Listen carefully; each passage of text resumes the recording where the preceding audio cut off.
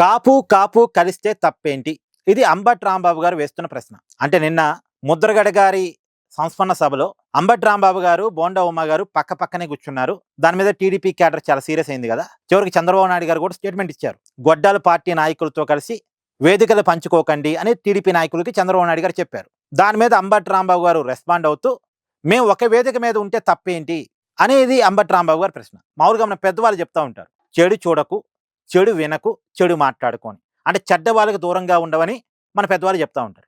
ఇప్పుడు చంద్రబాబు నాయుడు గారు కూడా వాళ్ళ పార్టీ నాయకులకు అదే చెప్పుంటారు. అది అంబటి రాంబాబు గారికి అర్థం కావట్లేదు. ఇప్పుడు అంబటి రాంబాబు గారు చెడ్డవాడు అని చెప్పడానికి ఈ మధ్యకాలంలో చంద్రబాబు నాయుడు గారిని ఉద్దేశించి లకారం బాస్తో అంబటి రాంబాబు గారు తిట్టారు కదా. That is best example. Ambati Rambabu గారు మంచి పొలిటీషియన్ కాదు అని చెప్పడానికి అది బెస్ట్ ఎగ్జాంపుల్ కదా. మరి అలాంటి వ్యక్తితో కలిసి వేదికలు పంచుకోవద్దని సహజంగా చెప్తారు కదా మరి చంద్రబాబు నాయుడు గారు. చెప్పడంలో తప్పేంటి? సరే, ఇంకొక మాట కూడా మీకు గుర్తు చేస్తా కావాలంటే. ఇప్పుడు జగన్మోహన్ రెడ్డి గారు అధికారంలో ఉన్నప్పుడు నందమూరి తారక రత్న గారు చనిపోయారు.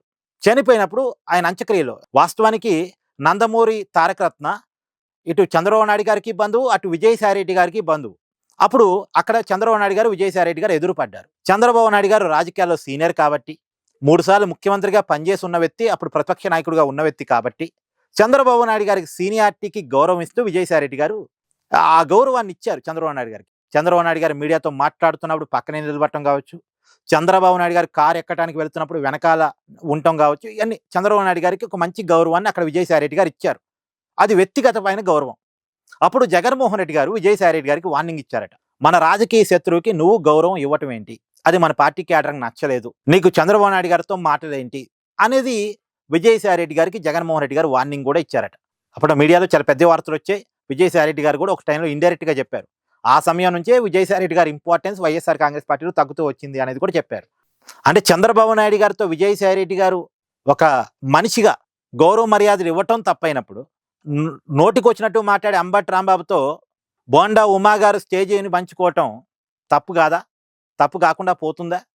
మేము కాపులం కదా, మేము మనుషులం కదా, మేము మాట్లాడుకుంటే తప్పేంటి అని మాట్లాడుతున్న అంబటి రాంబాబు గారు మరి ఆ రోజు విజయసాయి రెడ్డి గారు చంద్రబాబు నాయుడు గారికి గౌరవం ఇస్తే తప్పేలా అయింది అని జగన్మోహన్ రెడ్డి గారిని అడగగలడా?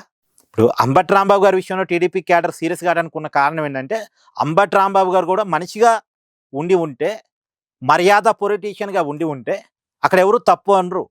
కానీ మర్యాద గల పొలిటీషియన్గా అంబటి రాంబాబు గారు లేడుగా. మరి నోటికి వచ్చినట్టు మాట్లాడతాడు, జగన్ స్క్రిప్ట్ అన్ని చేస్తుంటాడు.